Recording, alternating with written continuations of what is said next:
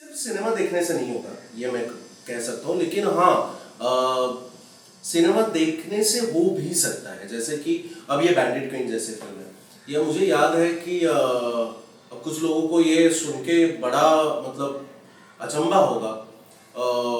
मैं बहुत छोटा था टाइटैनिक जब आई थी, और उस टाइम पे ये है कि फिल्मों के पायरेसी बड़ी जल्दी हो जाती थी। तो फिल्म आ गई तो केबल वाला एक दो दिन में उसको टीवी पे दिखा देगा।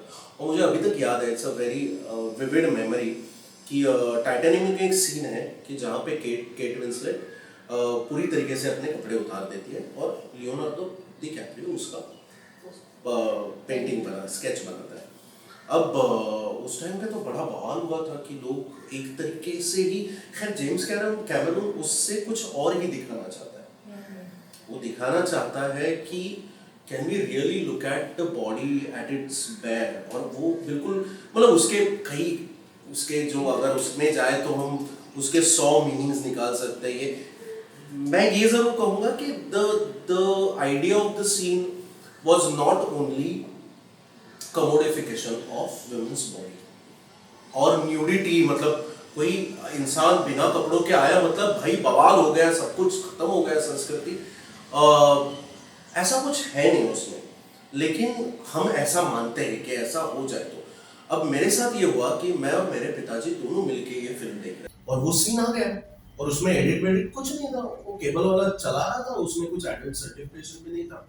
अब किसी भी और हाउस होल्ड में हिंदुस्तानी मिडिल क्लास के मैं फट से चैनल यार क्या हो गया भाई साहब बवाल हो गया, हाँ ये कुछ नहीं। तो मेरे पिताजी और मैंने देखी, और पहले तो मैं पागल हो गया, मतलब मैं मुझे पसीना आ गया, शायद मेरे पिताजी ने नोटिस भी किया होगा, और मेरे हाथ पांव कपकपाने लगे। और फिर भी हमारे यहाँ चैनल नहीं बदला गया, and I actually set through that whole scene, and my baba did not say a word about it. He did not even mention it. Now, for me, that scene or that whole experience did change a lot within me. बहुत बार क्या होता है कि वो जो वो जो अजीब सा उम्र होती है ना, 13-14 की, 12-13 साल का होगा उस टाइम पे, तो वो उसमें इन सारे सेंसरशिप्स की वजह से हमें औरत की बॉडी को एक तरीके से देखने के हम आदी हो जाते हैं, और हमें समझ नहीं आता कि वो बहुत दूर तक रहता है, to a level where our all sexual desires are oppressed, and we start looking at women as something an object of almost जिसके बारे में मुझे ज्यादा पता नहीं। और उससे मेरे ख्याल से, और उससे वो शुरुआत होती है और बाद में बहुत सारी चीजें उसमें कंट्रीब्यूट करती है, लेकिन जैसा मैं हूं वैसा ही ये दूसरा जेंडर जो है वो वैसा ही है, जैसा मैं हूं वैसा ही है। हाँ खैर बायोलॉजिकली कुछ चेंजेस होंगे, लेकिन that's it. That other gendered person is also a person, so वो जेंडर से हटके अपने आप पर्सन पे बात आ गई।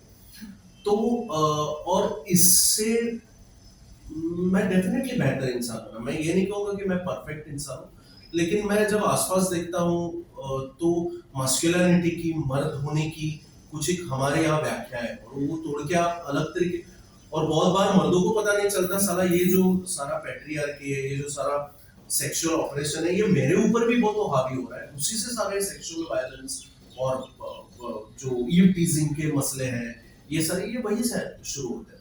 तो मेरे ख्याल से मैं ये नहीं कहूंगा कि एक मैंने टाइटैनिक देख ली और मैं पूरा एक दिन में बदल गया, लेकिन ये धीरे धीरे जरूर हुआ। तो एक ये मैं इंसिडेंस आपको बहुत क्या कहूंगा, I can say it for sure that looking at cinema in a circle में, या सिनेमा जिस तरीके से कि एक तरीके से सिनेमा सिर्फ सिनेमा नहीं होता, वो फिलोसफी भी होती है, नाटक भी एक फिलोसफी होती है।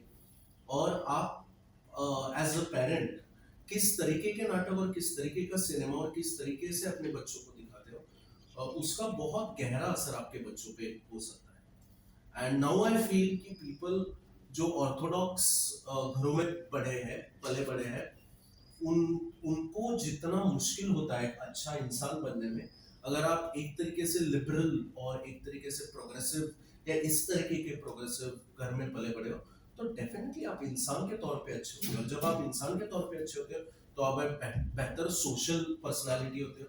अगर आप बेहतर सोशल पर्सनालिटी होते हो तो आप समाज और अच्छे तरह हम क्या at the end of the day हम क्या चाहते हैं? हम खुशी चाहते हैं, पीस चाहते हैं, हार्मनी चाहते हैं, हर कोई इंसान मजे लेना चाहता है। और बिल्कुल ये ऐसी एक खुश सोसाइटी बनाने में बिल्कुल आप अपने एक्शन से और वर्ड से सबकॉन्शियसली कंट्रीब्यूट